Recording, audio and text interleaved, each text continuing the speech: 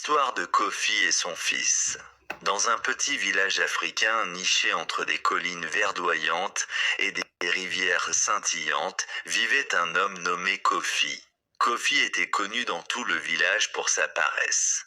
Chaque jour, il s'asseyait sous un grand baobab, un gobelet de vin à la main, tout en critiquant les autres villageois qui travaillaient dur dans les champs. Sa vie était rythmée par le vin et les commérages, et il semblait se moquer des conséquences de son oisiveté.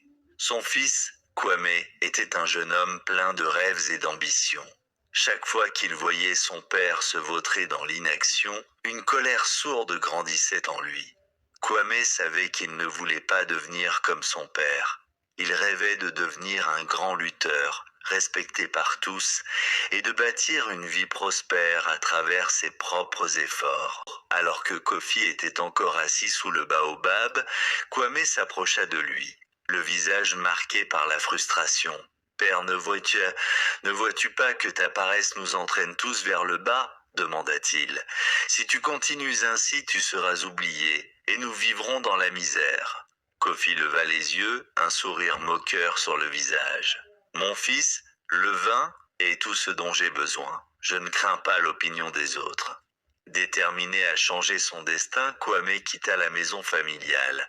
Il s'entraîna chaque jour, apprenant les techniques de lutte auprès des anciens du village. Il cultivait aussi des champs, semant des graines d'espoir et de prospérité.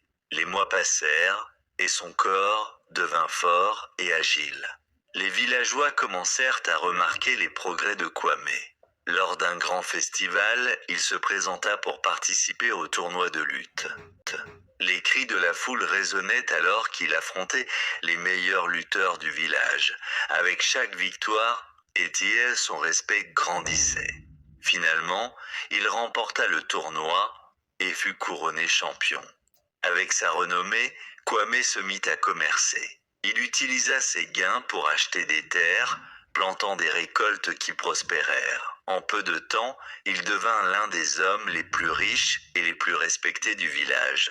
Kofi, voyant son fils réussir, éprouva un mélange de fierté et de jalousie. Un jour, il se sentit obligé de s'excuser. « Kwame, je n'ai pas compris ta détermination, je suis désolé de ne pas avoir été un meilleur père. » Kwame, bien que déçu par le comportement de son père, choisit de lui pardonner.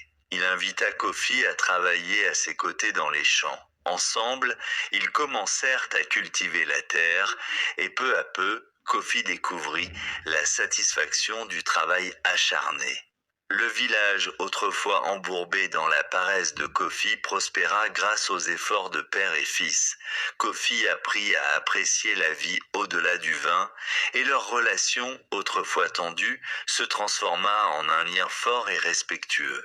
Ainsi, l'histoire de Kofi et Kwame devint une légende dans le village, inspirant d'autres à poursuivre leurs rêves et à se libérer des chaînes de l'oisiveté.